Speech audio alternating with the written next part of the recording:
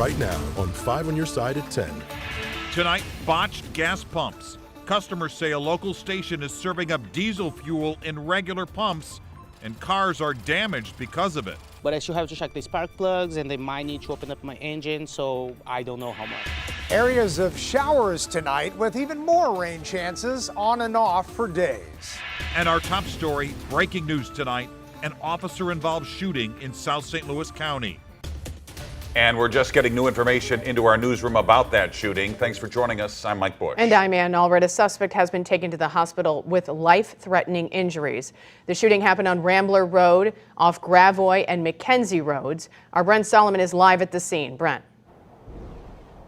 Well, and Mike, we raced to the scene just as soon as we got word, and I can tell you now, nearly 3 hours later, still a very active scene and a suspect now fighting for life in the hospital. Let's go ahead and take you straight to the video that we captured just moments ago, giving you a wide view of the area. This is off of Rambler Drive near Gravois in Afton. The call came in just after 7 o'clock tonight. There was some type of domestic situation happening on the front porch of a home here. At one point, police tell us that the suspect involved threatened that he would open fire if police were called.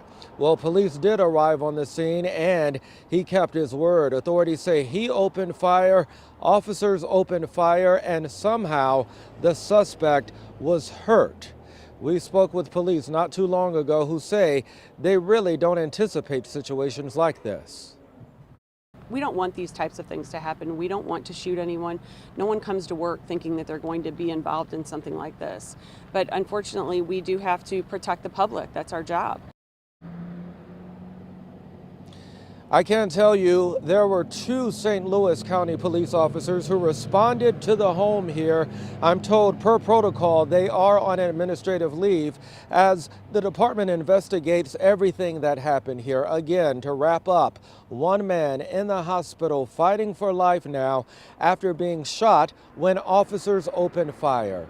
We will continue to follow this story into the night and the early morning. Stay with 5 on Your Side. Live in Afton, Brent Solomon, back to you. A live look at City Park, where a crucial match took place tonight. More on that in just a moment. Yeah, but first, soccer fans had to dodge some much-needed raindrops tonight, and more rain is moving in overnight. Meteorologist Jim Castillo is in for Scott tonight, and he joins us now with that weather first forecast. Yes, during the games, whether the Cardinals game or St. Louis City SC, we had generally some light sprinkles or drizzle. Now we're actually getting some shower activity through downtown St. Louis. And this is that mid-level disturbance. It's ramping up a little bit at night with a low-level jet. And we'll zoom in a little bit more, and you can see it kind of lifting. The red arrows indicate that mid-level disturbance, and that's lifting up any parcels of air. And of course, we're seeing a little bit of green and yellow on here now. We did not have that earlier. And those are some downpours. You can see them right around Belleville and moving right through downtown St. Louis. It should be pretty brief. We haven't had any reports of lightning, definitely no severe weather, but it's very nice to see the wet roadways out there. Take it easy, though. We haven't been this wet in a while, so it's a little slick out there. 72 degrees right now, and that dew point's climbing, and we do have more chances of rain in the 7-day forecast all the way through the weekend, really. I'll tell you when the best chances are coming up. An exciting night at City Park tonight. St. Louis City SC is likely headed to the playoffs, a feat no one expected in their inaugural season. They were hoping to officially clinch tonight, but their match against LAFC just ended in a scoreless draw. They can still clinch, though, depending on the results of some other games. 5 on Your Side's Laura Barczewski was out talking with fans this afternoon who are already feeling the playoff buzz. Laura. Well, it's been really exciting, Mike and Ann. Every single fan I talked to was very excited for City SC. And even though they didn't get the win they hoped for, the fans still have faith their team will take it all the way. From the newest soccer fans, St. Louis City is going to win, of course, and we're just here to come and support them during this Hispanic month. To the longtime soccer fans. Yeah, I'm really excited. I've been a huge soccer fan for my whole life. Been waiting for St. Louis to have a team, so the chance to be in the playoffs tonight is really exciting. To the furry fans. The St. Louis City SC community had lots of reasons to celebrate as they faced off against LAFC. an amazing inaugural season. I 100% was blown away by how great we're doing.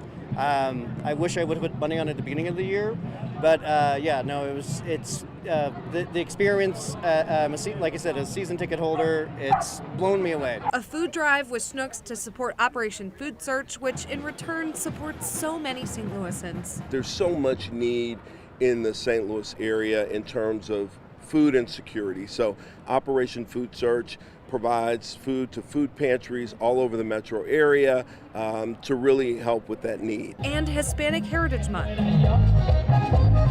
which means the world to this fan group whose mission is to share their heritage at every game. It's one more thing that put us together, and that is the beauty of soccer. That is many minds, many countries, many cultures for one mission, soccer and have fun. Gabriela Fonseca says soccer is special to her family and made the long trip from New York for the big game Wednesday. It's huge. I know as a soccer fan myself, I was worried about turnout to the games and the support behind the team. So it's been really incredible to see the support and also the success in combination.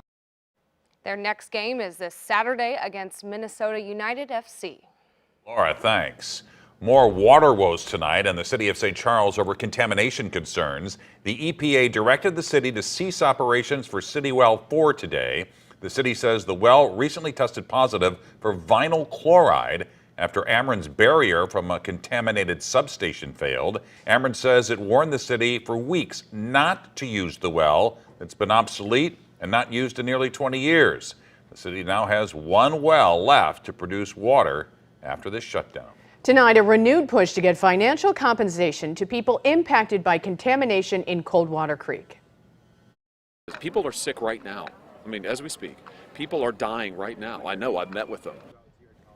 Today, U.S. Senator Josh Hawley held a rally on Capitol Hill for the Radiations Exposure Compensation Act. The bill was approved with bipartisan support in the Senate.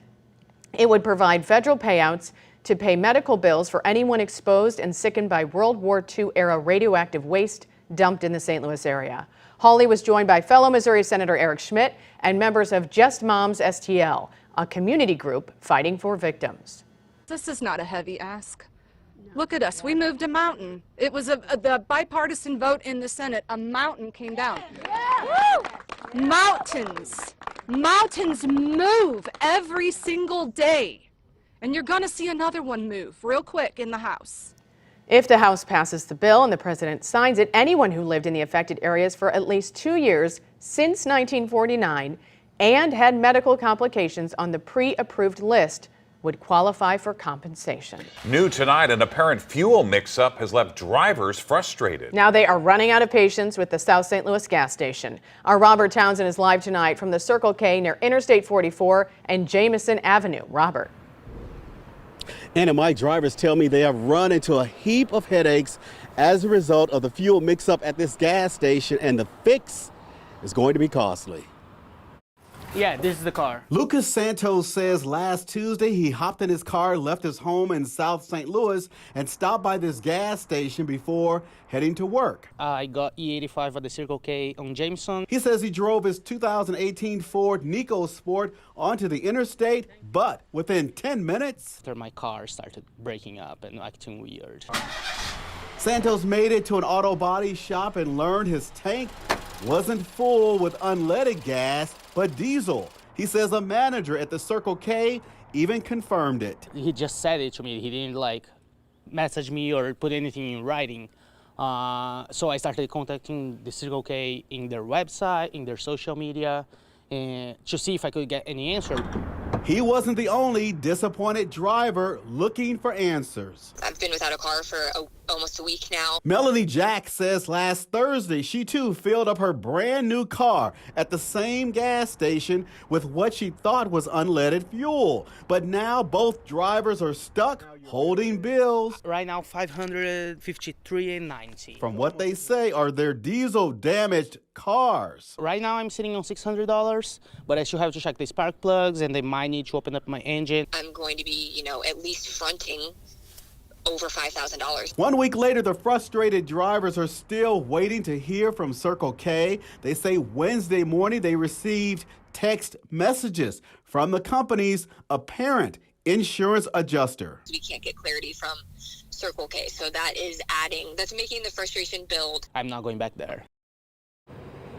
Now, we stopped by the gas station and workers told us to call their corporate office. Hours ago, I did just that and even emailed them. And as of right now, tonight, I still haven't heard from anyone. We're live in South City. I'm Robert Townsend, 5 on your side. Tonight, St. Louis City leaders say a one-time crown jewel of downtown has fallen into the wrong hands. The Railway Exchange building served as the flagship store for Famous Bar. It's been sitting vacant for years and is rapidly deteriorating. The city has spent about $40,000 to keep the building boarded up, but vandals and the unhoused continue to make their way inside. The city is now considering a lien on the building to recoup its money. It's really troublesome to me that, very wealthy people who own these type of buildings are able to get away with this type of stuff. City leaders say the building's owner stopped paying for private security to guard the structure back in July. The attorney for the Florida-based company did not return our phone calls. Tonight, we know the name of the young woman killed after crashing her SUV into the side of the Target store at Brentwood Promenade. She's been identified as 21-year-old Tegan Donato of South St. Louis. The crash happened around 5:30 this morning. No one else was inside the car or in the store at the time. It appears the building sustained just minor damage, and police are hoping surveillance video will tell them what caused the crash.